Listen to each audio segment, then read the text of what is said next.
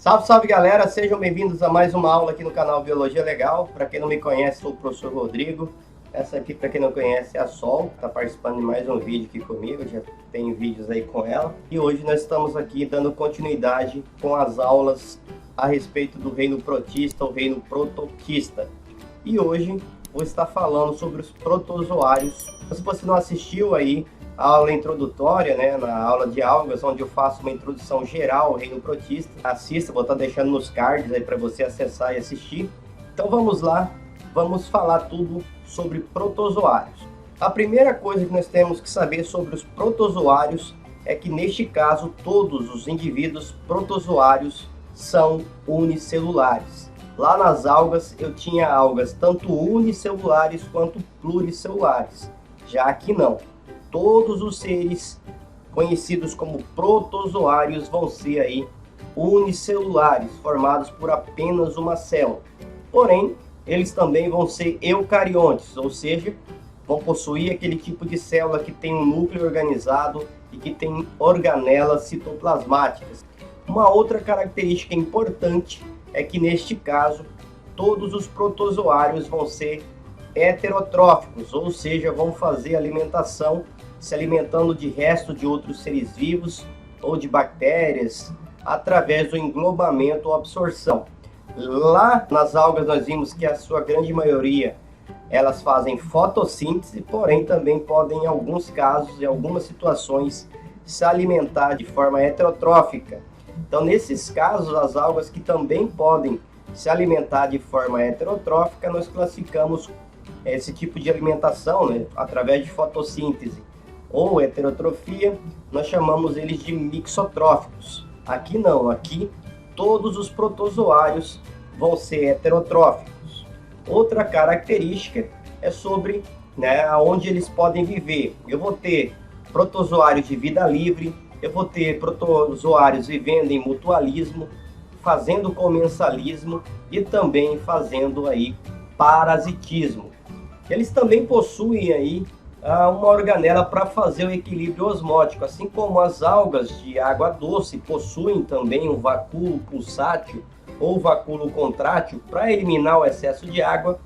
Aqui também os protozoários, né, vão ter aí organelas para fazer esse equilíbrio osmótico.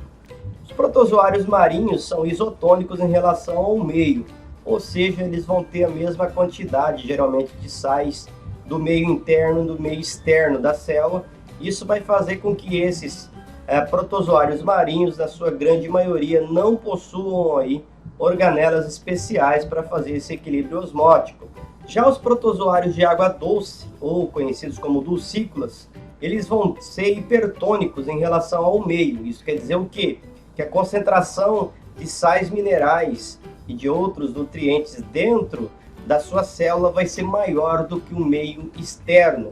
Isso vai fazer com que ocorra um processo chamado de osmose, que é a entrada de água para dentro da célula, tá? Diretamente, aí, sem gasto de energia, esse processo chamado de osmose. E isso pode levar ao rompimento da célula. E aí entra, né, as organelas aí para fazer o equilíbrio osmótico.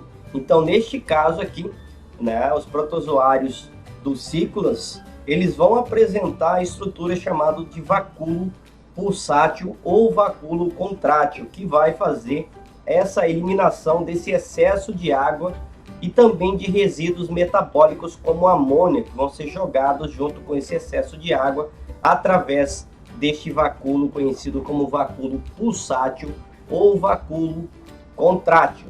Já nos marinhos, como eles já vão ser isotônicos, ou seja, a concentração de sais minerais é igual ao meio externo no meio interno, geralmente eles não vão apresentar esta estrutura. Isso é importante vocês anotarem aí no caderno de vocês. Vamos falar um pouquinho agora das trocas gasosas e excreção aí dos protozoários. Essas trocas gasosas e excreção é feita geralmente por difusão simples, tá? Ou seja, vai da onde tem menos concentração para onde tem mais concentração. A alimentação pode acontecer através da fagocitose. Neste caso aí ocorre, né, a formação de pseudópodes que vão englobar uma matéria orgânica, uma bactéria ou um outro protozoário e vai formar um vacúolo esse chamado de vacúolo digestivo, que vai para dentro da célula onde vai ocorrer a digestão, tá? Depois que ocorre toda a digestão, vai ter a formação do vacúolo chamado de vacúolo residual, que vai sobrar, né, ali dentro desse vacúolo o que a célula não conseguiu digerir, o que a célula não conseguiu metabolizar. E esse vacúolo residual vai ter que eliminar esses resíduos para fora da célula do protozoário. Então, neste caso, ocorre aí um processo chamado de plasmocitose, que é um processo de exocitose, ou seja, um processo de saída da célula. Então, essa plasmocitose nada mais é do que, vamos dizer assim, como se a célula aí, o protozoário estivesse fazendo um cocô, eliminando os restinhos do que o organismo dele, a célula dele não conseguiu absorver, não conseguiu metabolizar. Então, daí o termo plasmocitose, tá? Para esse processo de exocitose, essa eliminação desses resíduos aí de dentro da célula. Isso é muito importante. Então, aqui, ó, nós vamos ter aqui o processo chamado, né, de fagocitose. Criou-se aqui prolongamentos citoplasmáticos chamados de pseudópodes. Pseudópodes, o termo é falsos pés, que vai englobar aqui um ser, uma bactéria, vamos supor que seja uma bactéria, e ela vai, em certo momento, estrangulando e vai formar uma bolsinha, que nós chamamos aqui de vacúolo digestivo. Esse vacúolo digestivo, tá, vai receber inúmeros lisossomos que vão lançar aqui dentro proteínas, substâncias que vão reagir com esse ser que foi absorvido aqui e vão quebrar as moléculas dele, fazer digestão dele. Então ocorre a digestão aqui intracelular, no caso dos protozoários. E depois dessa digestão, ocorre a absorção dos nutrientes para a célula, usar aí para fazer seu metabolismo, para crescimento, para produzir energia, e aquele excesso que ficou, aquela coisa que a célula não conseguiu metabolizar, que as enzimas digestivas não conseguiram digerir, vão ser eliminadas aqui através da plasmocitose, tá? Que é essa eliminação aqui, né, para fora da célula, exocitose, tá? Desses resíduos que a célula não conseguiu aproveitar aqui da sua nutrição. Então isso é importante vocês anotarem, né, passo a passo o que acontece em cada um dos casos, e aqui a figura bem demonstrativa de como acontece essa alimentação, a digestão. Lembrando que na digestão tem a participação dos lisossomos, que são pequenas bolsas contendo enzimas digestivas, que vão se unir ao vacúolo digestivo e aí fazer digestão, e o resto do que a célula não consegue absorver vai ser eliminado no processo de exocitose, chamado aqui como plasmocitose. Vamos falar agora sobre a classificação dos protozoários. A classificação dos protozoários que nós ainda utilizamos no dia a dia, na sala de aula, nos livros didáticos e apostila, e que é cobrado também nas provas como Enem, vestibulares e até mesmo em concursos públicos de nível médio, é ainda uma classificação que leva em consideração o tipo, né, de locomoção que os protozoários fazem, ou as ferramentas, né, as estruturas que os protozoários utilizam aí para se locomover. Então, a classificação é embasada nisso, de acordo com as estruturas de locomoção dos protozoários. Com isso, nós vamos ter 4 filos, né, dentro dos protozoários. O filo chamado de Sarcodina, o filo chamado de Mastigófora, o filo chamado de Ciliófora, ou ciliados, e o filo Esporozoa, ou esporozoários, que nós vamos ver detalhadamente cada um deles a partir de agora. Então a classificação, né, vai levar em consideração as estruturas de locomoção. No primeiro caso, o primeiro filo aqui, as células são amebas, né? O principal tipo de organismo aqui são as amebas, e eles se locomovem através da formação de pseudópodes, tá? Então, nesse caso aqui, nós chamamos eles de sarcodíneos, ou rizópodes, que são os seres ameboides. Depois eu tenho o filo Mastigófora, o terceiro filo aqui é o filo Ciliófora, que possui cílios para fazer a locomoção, e o filo Esporozoa. Então vamos começar falando dos protozoários ameboides ou os rizópodes. Esses seres possuem a presença aí de pseudópodes, que são esses prolongamentos aqui do seu citoplasma e da sua membrana celular, que vai servir para sua locomoção. Eles podem ser de vida livre ou parasitas, podem viver dentro do organismo de outros seres vivos, se reproduzem de forma assexuada por meio de cisciparidade, que é aquela divisão onde uma célula se divide em duas, e eu vou ter também outros tipos aí de protozoários ameboides, porém que vão possuir algum tipo de carapaças, e porém eles vão ter aí os seus prolongamentos aqui citoplasmáticos, seus pseudópodes, um pouco mais afilados aqui, saindo aí das suas carapaças, tá? Então, eu vou ter vários tipos de protozoários ameboides ou de rizópodes. Vamos falar agora dos flagelados, protozoários flagelados, também conhecidos como mastigóforos, tá? Esses protozoários possuem a presença de flagelos, de um ou mais flagelos, é o caso aqui da Giardia lamblia, tá? Do Trichomonas vaginalis, da Leishmania brasiliensis e aqui do Trypanosoma cruzi, tá? Que todos possuem flagelos para sua locomoção.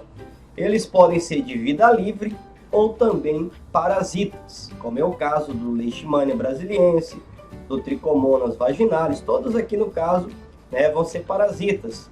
A Giardia lamblia e o Trypanosoma cruzi, tá? Nesses casos aqui, todos vão causar alguma doença, algum prejuízo, vão viver dentro do corpo de seres vivos, inclusive do ser humano.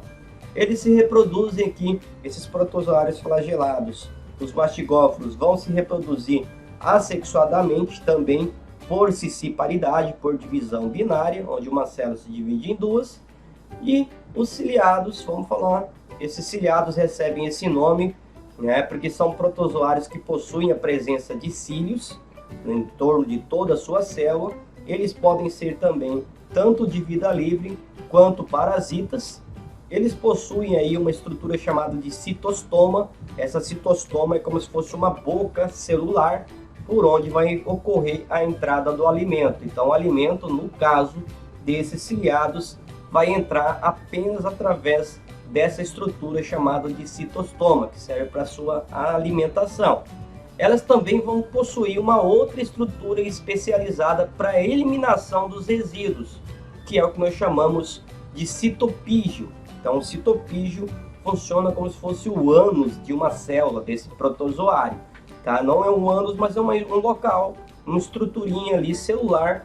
Apenas naquele local ocorre a eliminação dos resíduos alimentares. Vale ressaltar aqui que pelo citostoma entra o alimento e pelo citopígio saem os resíduos alimentares. Então, somente apenas os resíduos alimentares. É importante anotar isso.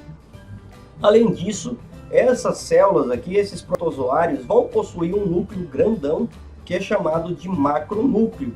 Ele tem uma função vegetativa. Ou seja, ele vai controlar as funções celulares tão somente. E vai possuir um outro núcleo bem pequeno em comparação com o macronúcleo, que é o micronúcleo. Esse micronúcleo já vai estar relacionado com a reprodução desse organismo, desse protozoário. Então é importante vocês anotar a finalidade do macronúcleo, que é uma função vegetativa, tem mais a ver com a manutenção da vida ali, de comandar as atividades celulares, e o micronúcleo está envolvido diretamente com a reprodução dos protozoários ciliados.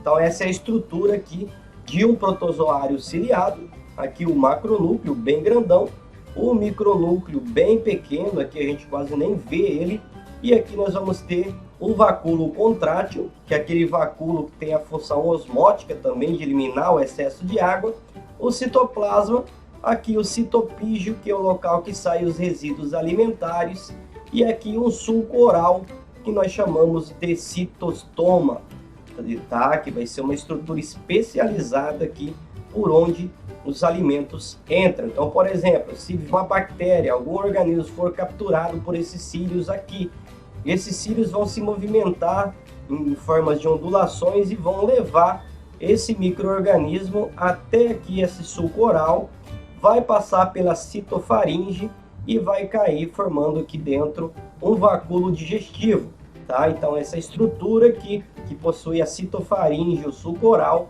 nós chamamos de citostoma e a finalidade é apenas a alimentação desse protozoário.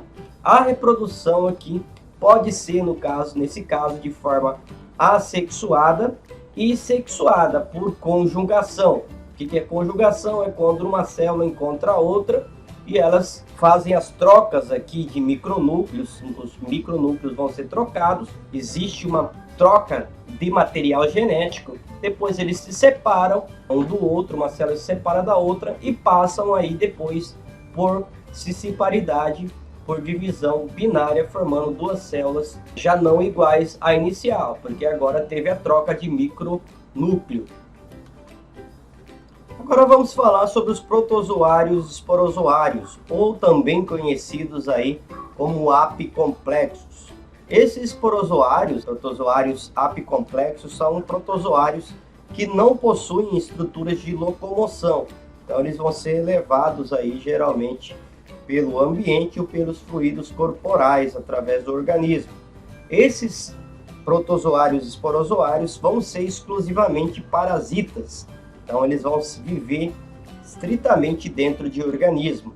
Sua reprodução é por divisão múltipla e um processo chamado de esporogonia, que vai ocorrer esse processo após uma fecundação. Então vai ter a fecundação aqui desses esporozoários e depois ocorre um processo chamado de esquizogonia, que é um processo que ocorre antes da fecundação. Então como que acontece essa reprodução? Ela pode ser assexuada por bipartição ou cisparidade, onde o indivíduo simplesmente se divide em dois, dando origem a dois novos indivíduos. Dessa forma aqui, bem simples, o indivíduo aumenta seu tamanho, ocorre a invaginação, duplica as suas organelas e aí ocorre a divisão celular, né? A formação de duas células idênticas. Já na sexuada, vou ter aqui a conjugação. Nesse caso aqui, os ciliados, ocorre a troca de micronúcleos, os núcleos vão ser trocados e depois ocorre aí a separação deles e posteriormente eles podem se dividir por divisão binária também.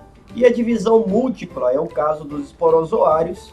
Nesse caso vão ocorrer várias divisões do núcleo, então o núcleo não vai se dividir apenas uma vez e cada núcleo resultante vai dar origem a um novo indivíduo. Finalizamos a nossa aula sobre protozoários. Espero que vocês tenham gostado dessa aula. Não esqueça de deixar seu like, de se inscrever, ativar o sininho para receber novas notificações. E até a próxima aula aqui no canal Biologia Legal. Tchau, só dá tchau pra galera. E até mais, um forte abraço. E até a próxima videoaula.